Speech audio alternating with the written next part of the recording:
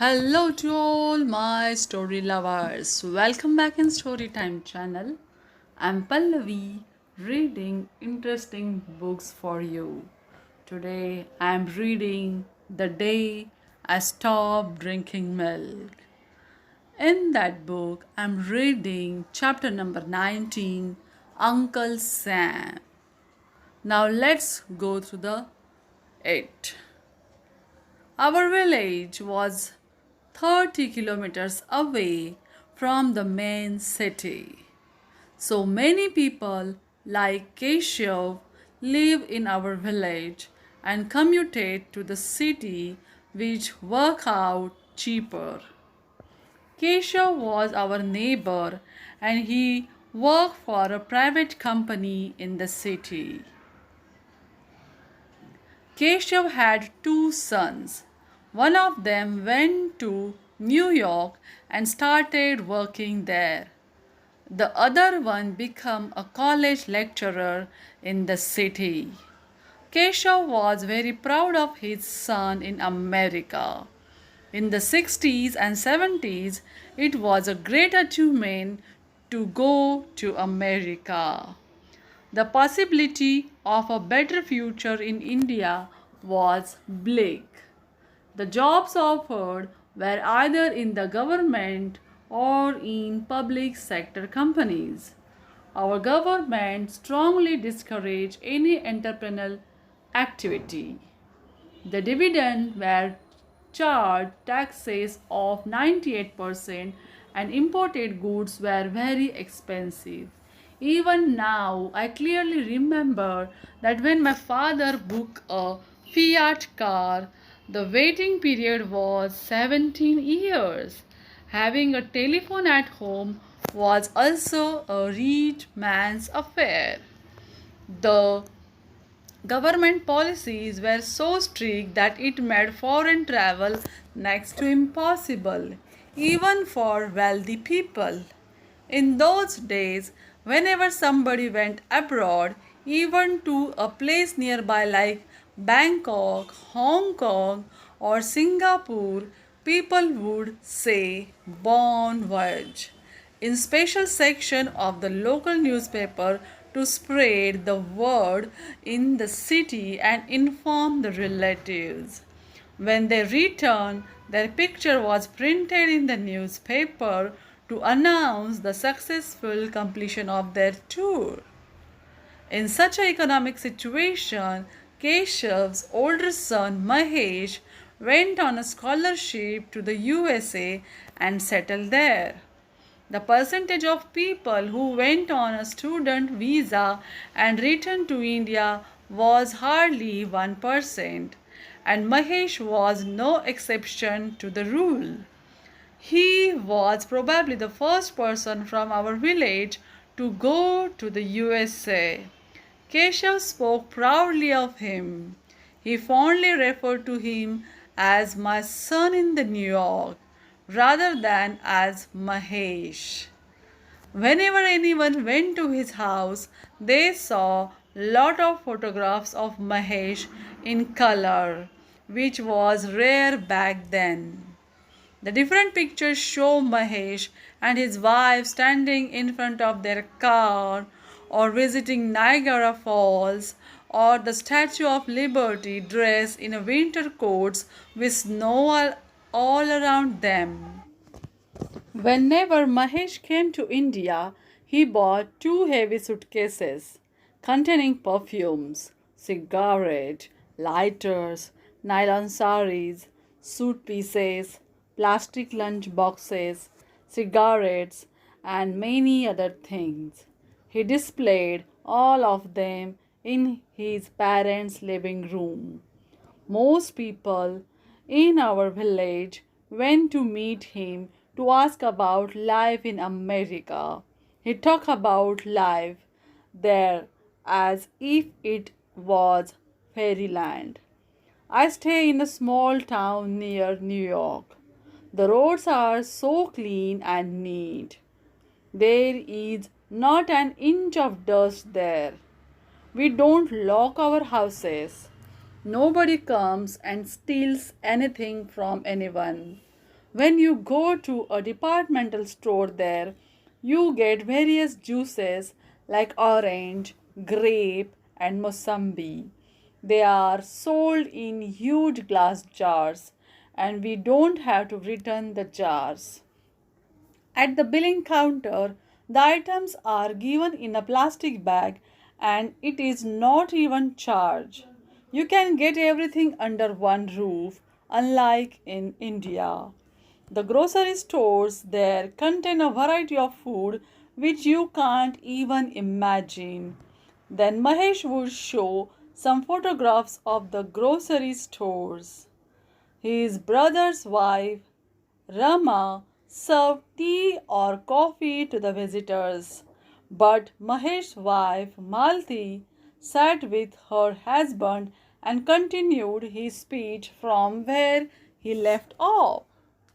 Whenever I wear sari and go out, people look at me and tell me how beautiful I am. They touch my silk sari and ask me many questions about how I drape it so beautifully. They also look at my bindi and ask many questions. Cooking is a joy there. You get cut and frozen vegetables.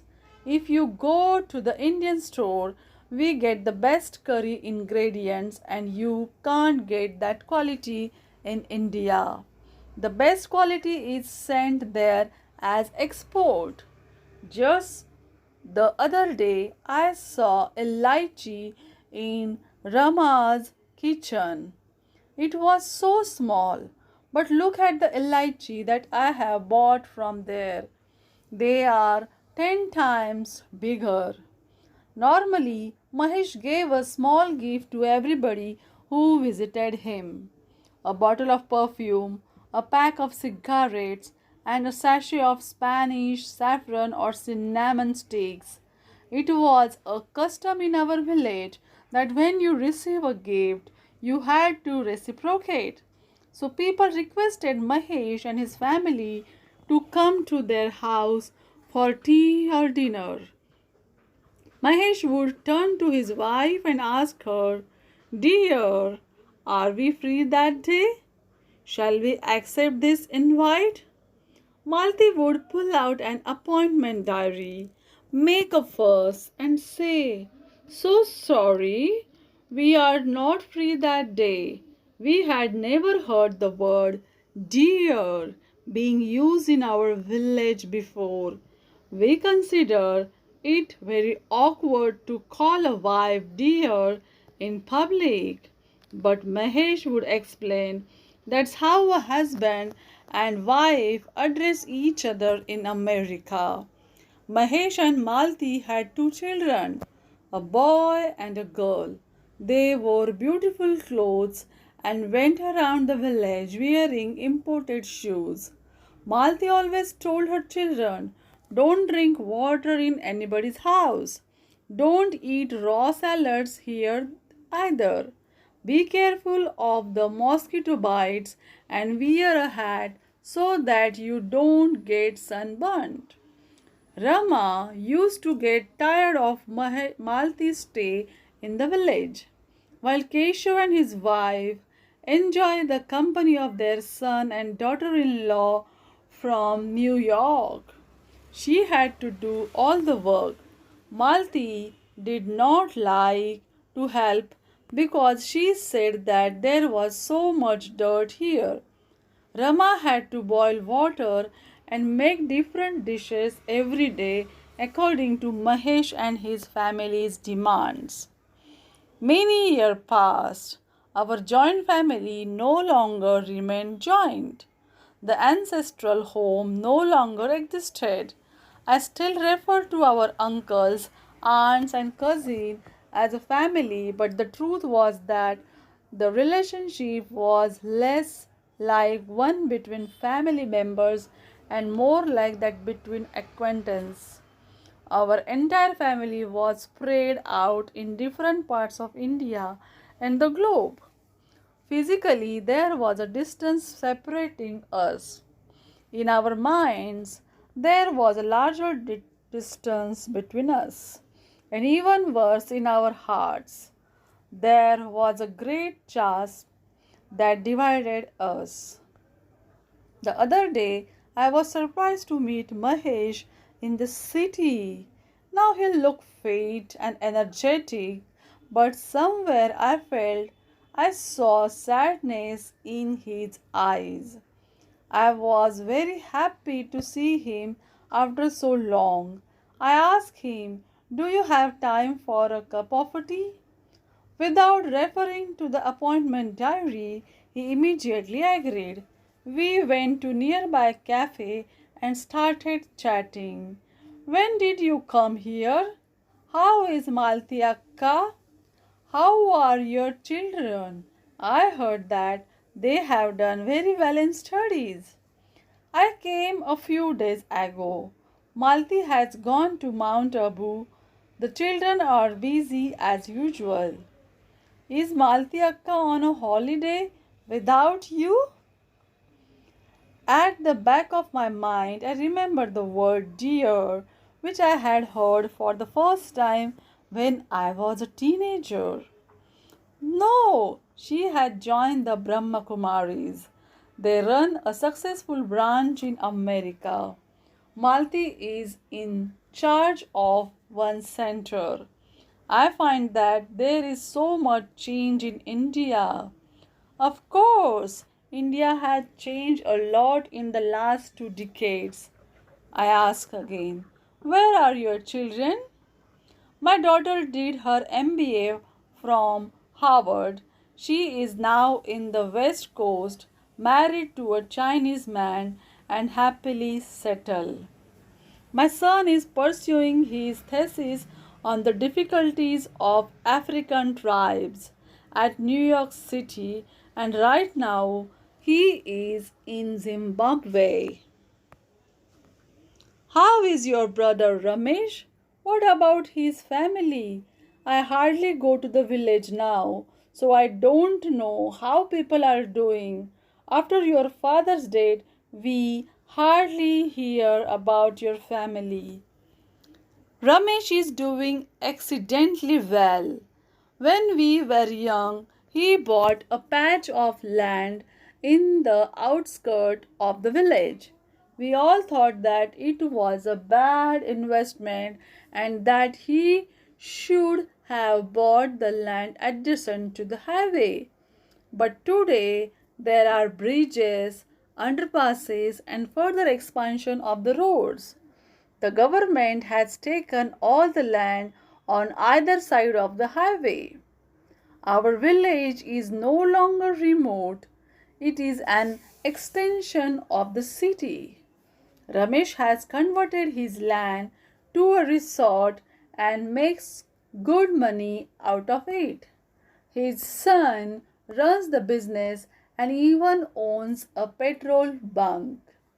Our ancestral home is converted to a shopping mall, and I sold my share of the property to Ramesh for a few thousand rupees in those days. There are many things that I shouldn't have done. I saw a distinct expression of regret on his face. I was curious to know more, but I did not ask. I thought that if he wanted to share, I would let him do so in his own time. Mahesh continued, "There is nothing to hide. The government of India has opened up many opportunities with its new policy in 1991, and hence there are tremendous job prospects in India. I can feel India vibrating with the economic boom and high energy. I find that there is at least one person abroad from each family in our village now. It is no longer a novelty to go to America. Whatever we get there, we can buy in India at much cheaper price. The land prices have gone up so much that it is more expensive to buy property in India than in the US. Ramesh is the best example of this. I made a mistake. What do you mean? I shouldn't have gone to Uncle Sam's land. Do you like this experience? Then tell me in the comment box and share this story with your friends. Thanks for watching.